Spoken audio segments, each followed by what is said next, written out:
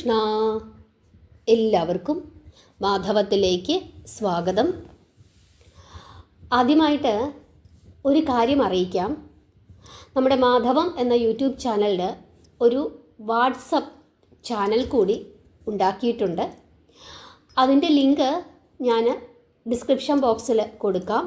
അതുകൂടാതെ കമ്മ്യൂണിറ്റിയിൽ പോസ്റ്റ് ചെയ്യുകയും ചെയ്യാം. നിങ്ങളെല്ലാവരും ആ ലിങ്കിൽ ഒന്ന് കയറിയിട്ട് ജോയിൻ എന്ന ബട്ടൺ അതൊന്ന് ജോയിൻ ചെയ്താൽ മതി. പണച്ചിലവൊന്നുമില്ല.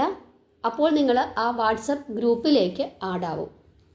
അതിലൂടെ നമുക്ക് നമ്മുടെ സംശയങ്ങളും നമ്മുടെ സന്തോഷങ്ങളുമൊക്കെ തന്നെ പങ്കുവയ്ക്കാം. നിങ്ങൾക്ക് പറയാനുള്ള കാര്യങ്ങൾ വാട്സപ്പിലൂടെ എന്നോട് ചോദിക്കാം. എനിക്ക് പറയാനുള്ള കാര്യങ്ങൾ നിങ്ങളോട് പറയുകയും ചെയ്യാം. യൂട്യൂബിൻ്റെ കമൻറ്റിൽ വരുന്ന പല കമൻറ്റുകളും പലപ്പോഴും നമുക്ക് ശ്രദ്ധയിൽപ്പെടുന്നില്ല. അതുകൊണ്ടാണ് അങ്ങനെയൊരു സംരംഭം ചെയ്യാമെന്ന് വിചാരിച്ചത്. എല്ലാവർക്കും അത് വളരെ ഉപകാരമായിരിക്കും. ഏതെങ്കിലുമൊക്കെ വീഡിയോയുടെ ലിങ്ക് അല്ലെങ്കിൽ നോട്ടിഫിക്കേഷൻ അതൊന്നും നിങ്ങൾക്ക് കിട്ടുന്നില്ലെങ്കിൽ ആ കാര്യം കൂടി നമുക്ക് അതിലൂടെ പറയാനും പറ്റും. നിങ്ങൾക്ക് പെട്ടെന്ന് തന്നെ അതിലേക്ക് എത്തിച്ചേരാനും പറ്റും. അതുകൊണ്ട് എല്ലാവരും ആ ലിങ്കിൽ കയറിയിട്ട് ആ വാട്സപ്പ് ഗ്രൂപ്പിൽ ഒന്ന് ജോയിൻ ചെയ്യണം. അതുപോലെ ഇന്ന് ആരൊക്കെ നാരായണ നാമം 108 തവണ ജപിച്ചു എന്നുള്ള കാര്യം കൂടി കമൻ്റ് ഇടണം.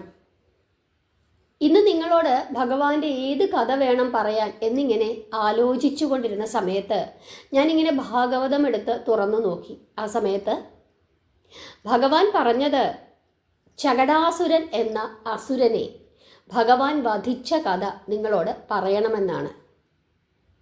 അതാണ് എനിക്ക് കിട്ടിയത്. അതുകൊണ്ട് തന്നെ ആ കഥ തന്നെ പറയാമെന്ന് വിചാരിച്ചു.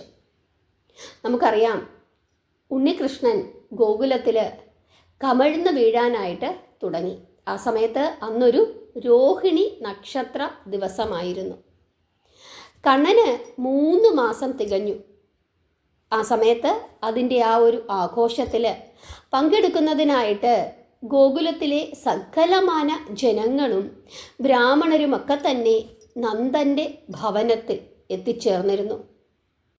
കുഞ്ഞിൻ്റെ വാതിൽ പുറപ്പാട് എന്ന ചടങ്ങാണ് നടക്കുന്നത്. അതിൽ പങ്കെടുക്കുന്നതിനായിട്ടാണ് എല്ലാവരും എത്തിച്ചേർന്നത്. യശോദ വലിയ തിരക്കിലാണ്. കുഞ്ഞിനെ ഇങ്ങനെ ഉറക്കാനായിട്ട് കിടത്തിയിരിക്കുന്നു. കുറച്ച് സമയം കഴിഞ്ഞപ്പോൾ കുഞ്ഞ് ഉണർന്ന് വിശന്ന് കരയുകയാണ്. പക്ഷേ ആ തിരക്കിൻ്റെ ഇടയിൽ യശോദ കുഞ്ഞിൻ്റെ കരച്ചിൽ കേട്ടില്ല. കുഞ്ഞിനെ കിടത്തിയിരിക്കുന്നതിൻ്റെ തൊട്ടടുത്തായിട്ട് ഒരു വണ്ടി ഇങ്ങനെ ചാരി വെച്ചിട്ടുണ്ട്. ആ വണ്ടിയുടെ പുറത്ത് ധാരാളം പാത്രങ്ങളും അടുക്കി വെച്ചിട്ടുണ്ട്. കുഞ്ഞ് നിർത്താതെ കരയുകയാണ്. പക്ഷെ ആരും കേൾക്കുന്നില്ല ആ തിരക്കിൻ്റെ ഇടയിൽ കുഞ്ഞിൻ്റെ കരച്ചിൽ. കുഞ്ഞ് കൈയും കാലുമൊക്കെ ഇങ്ങനെ ഇളക്കി കരയാൻ തുടങ്ങി. അങ്ങനെ കൈകാലുകളൊക്കെ ഇങ്ങനെ ഇളക്കി കരയുന്നതിൻ്റെ ഇടയിൽ കുഞ്ഞിൻ്റെ കാല് ഈ വണ്ടിയിലൊന്ന് തട്ടുന്നു. ഉടൻ തന്നെ ഈ വണ്ടിയുടെ ചക്രം തെറിച്ചു പോവുകയാണ്. അത് ദൂരത്തേക്ക് ഈ 2 ചക്രങ്ങളും തെറിച്ചു പോയി. ആ നാട്ടിലെ ജനങ്ങളൊക്കെ ഇത്തരത്തിലുള്ള വണ്ടികൾ ഉപയോഗിക്കുമായിരുന്നു. ഒരു പഴയ വണ്ടിയായിരുന്നു അവിടെ ചാരി വെച്ചിരുന്നത്.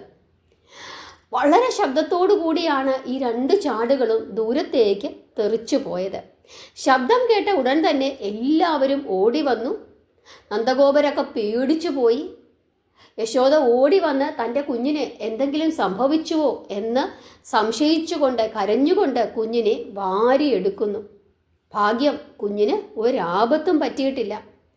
നിറയെ പാൽക്കുടങ്ങളും തൈർക്കലങ്ങളും നെയ്ഭരണികളും മറ്റും കയറ്റി വെച്ചിരുന്ന ഭാരമുള്ള ഈ വണ്ടി എങ്ങനെയാണ് മറിഞ്ഞത് എന്ന് അവർ അത്ഭുതപ്പെട്ടു.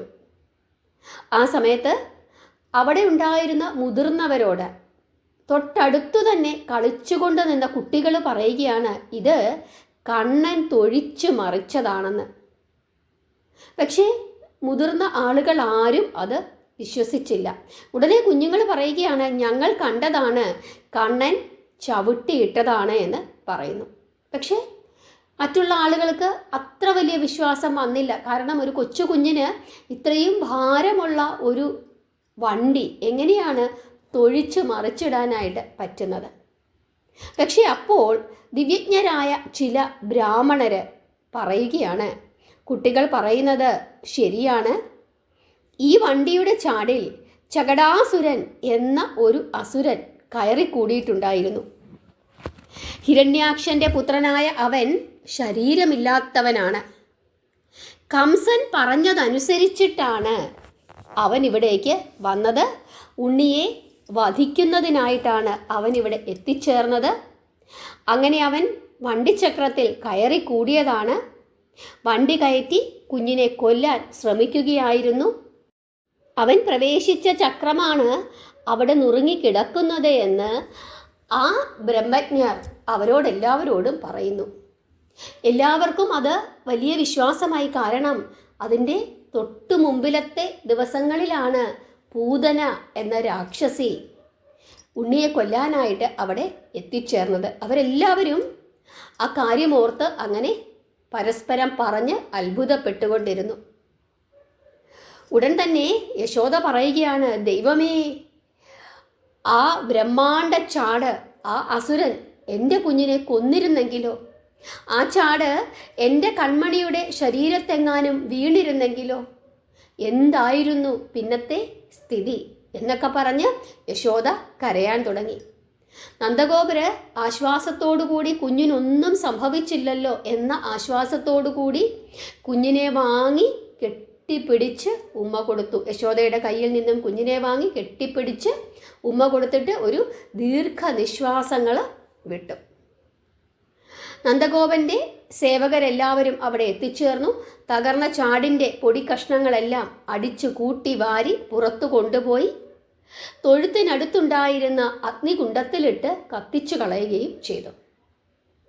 ഒരുപാട് ഉഴിച്ചിലും ഹോമങ്ങളും വഴിപാടുകളും ഒക്കെ കഴിച്ചിട്ടും നമ്മുടെ കുഞ്ഞിൻ്റെ ഈ ബാലപീഡയും പ്രേത ഉപദ്രവവും ഒന്നും മാറിയിട്ടില്ലല്ലോ. എന്തുകൊണ്ടാണ് അടിക്കടി ഈ വിധത്തിലുള്ള ഉപദ്രവങ്ങൾ ഉണ്ടാകുന്നത്?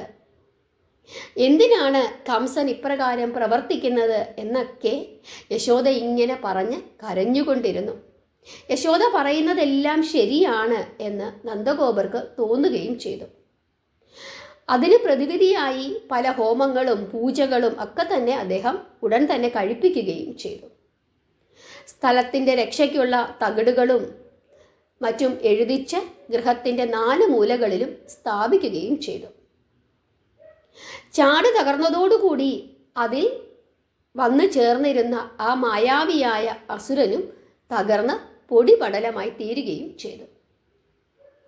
പിന്നീട് അത് ഭസ്മമാക്കിയതിനാൽ അവൻ്റെ ഭീമാകാരമായ ജഡം ആർക്കും കാണാൻ സാധിച്ചതുമില്ല. ഇതാണ് മഹാഭാഗവതത്തിൽ പറയുന്ന ചകടാസുര വധം. ഇന്ന് ഈ കഥ നിങ്ങളോട് പറയണമെന്നാണ് ഞാൻ ഭാഗവതത്തിൽ നോക്കിയപ്പോൾ എനിക്ക് കാണാനായിട്ട് സാധിച്ചത്. നിങ്ങളെല്ലാവരും ഭഗവാന്റെ ലീലകളെ വാഴ്ത്തി പാടുക, നാരായണ നാമം ജപിക്കുക. എല്ലാവർക്കും മനസ്സിലായി എന്ന് വിശ്വസിക്കുന്നു. നാമം ജപിക്കുക, പ്രാർത്ഥിക്കുക. ഹരേ കൃഷ്ണ.